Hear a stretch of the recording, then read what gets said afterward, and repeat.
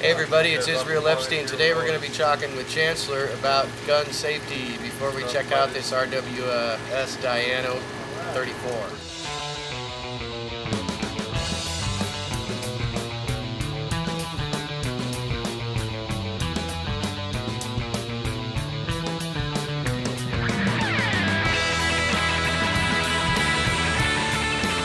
Actually, it's the #1 rule of gun safety. Are you ready for what it is? Anytime you see a gun, well, let's just ask this young man behind us. Hey, you. Hey, sir. It's the man on the street interview. Hey, sir. Do you know what rule #1 is? Whenever you see a gun, what do you automatically assume? Point down. No. Good guess. Every gun is dangerous. Yes, that's true. Rule #1 with every gun is Dangerous. not What'd quite. you say? Close. You have to assume that every gun you see is loaded.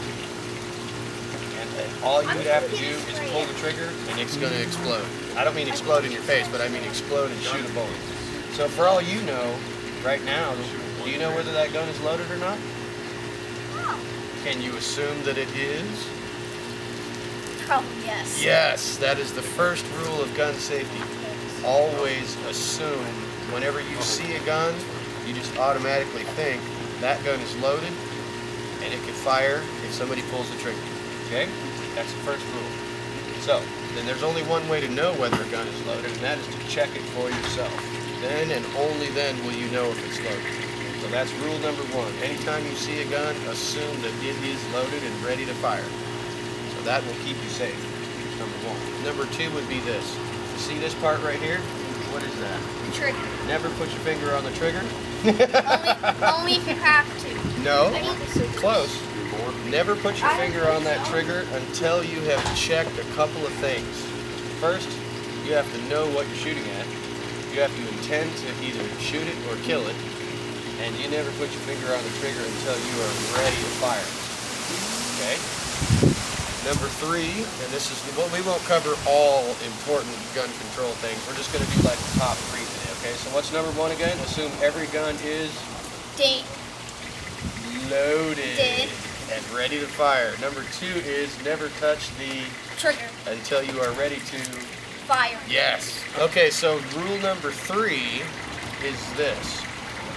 Never shoot at something unless you know what is Loaded. behind it. Do you know what's behind that target right now? Wood. Wood. Now, I know, to be safe, that this gun will shoot right through those paper targets and hit whatever is behind it. If there was a giant deer standing there and I had a deer gun and I shot at it, my bullet might go right through that deer and hit whatever is behind it. So whenever you shoot, you always have to make sure that whatever is behind your target is safe. That there's no people or houses or anything like that. Okay, so we're going to review 3 rules. You ready to review them one more time before we get started? Alright, rule #1, assume that every gun is loaded. Okay, rule #2, never touch the trigger until you are ready to fire. Yes, and rule #3, always make sure of what is behind your gun. Yourself. Your target. Ready? One more time. #1 is always assume every gun is loaded. Yes. #2, never touch the trigger until you are ready to fire. Make sure of what is behind your target. Yes. There you go. Okay, are you ready to try? Remember not to touch that until you're ready to fire. Keep that finger straight right there. Okay, now you just kind of get used to, and I want you to kind of just hold the gun nice and steady and try to put your cross right where you think you want that bullet to go. I think I do. Remember, keep that finger out of there until you're ready to pull the trigger, okay? You got it where you want it to be? Okay, now use your thumb to push this lever forward. That's your safety, okay? Now get your finger right here. Now put your crosshairs right where you want them to be. Wait. Then put your finger on the trigger. Hold it very, very steady. And when you think you can keep it steady and straight, you can pull very gently, just a little bit at a time. Will it hurt? No, it won't hurt at all. Okay. You won't hardly feel anything. Just pull nice and gentle. Kind of hold it as steady as you can and pull nice and gentle. There it is. There it is. Well, you kind of push it back too. It does push it back just a little bit. Sure. Yep. Close to family. you didn't even look, but you got pretty close.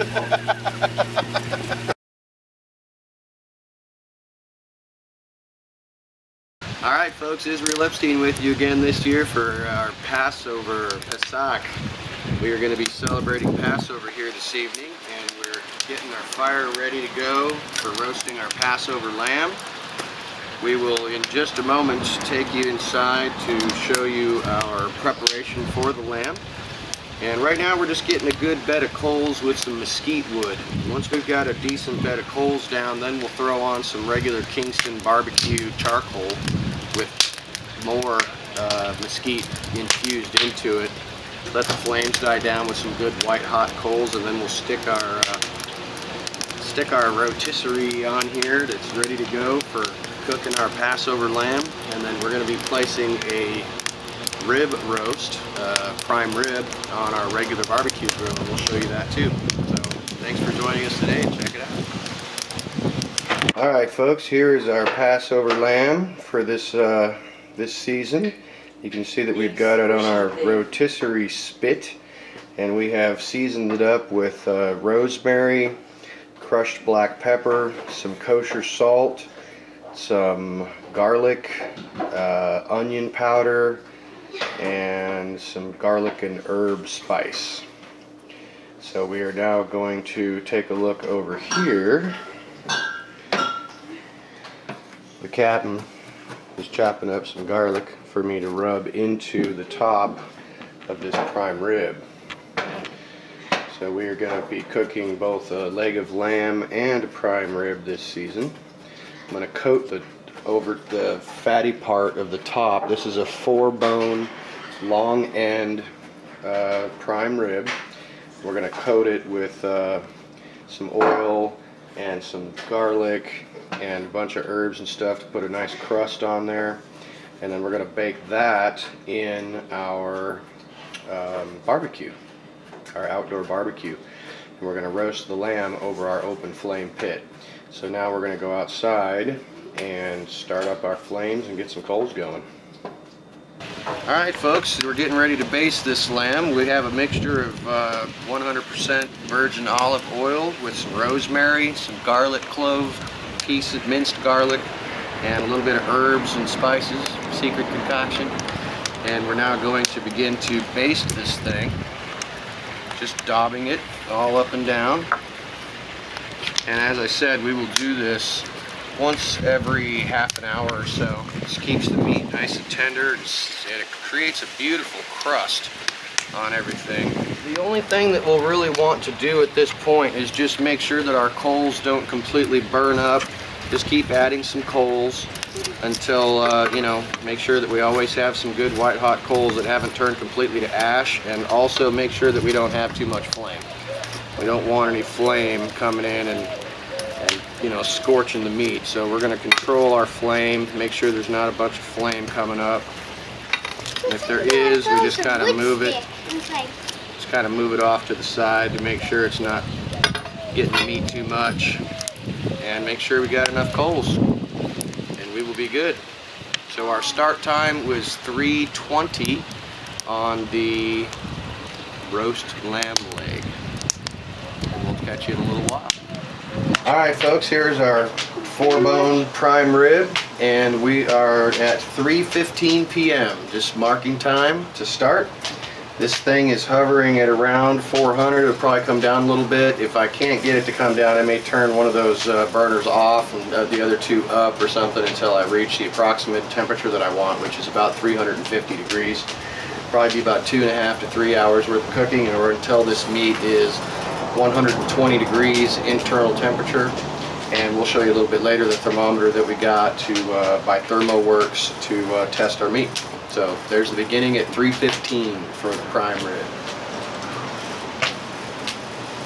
Okay folks, so you can see right now that we've got our temperature is hovering around 325. So what we're going to do, that's been sitting there for about 10 minutes. So what we're going to do is we're going to take our center burner and turn it up just a little bit. That should get us our temperature up to around 350, right where we want it. But right now what we're going to do is we're going to take and we're going to baste the top of this meat a little bit with some olive oil and some more spices. I love basting meat with olive oil. It's absolutely brilliant. And another good thing to remember with the prime rib is to keep the sides nice and basted. You don't want your sides to get real dry. So you want to keep those sides basted, the open sides. And there we go. We'll let her go some more. And we'll check that temperature again in another 10 or 15 minutes to make sure that we're hovering around 350. And you can adjust your dials from there. Alright folks, so here we are at 1 meat hour. It is now 4:10 and everything is looking good. We're just going to do a little bit more basting of our prime rib. Keep those sides dry.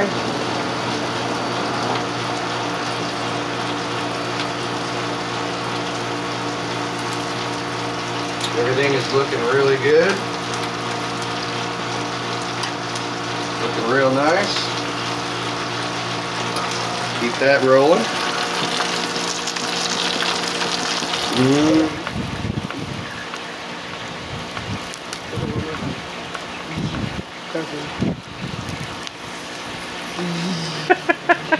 Cold ball.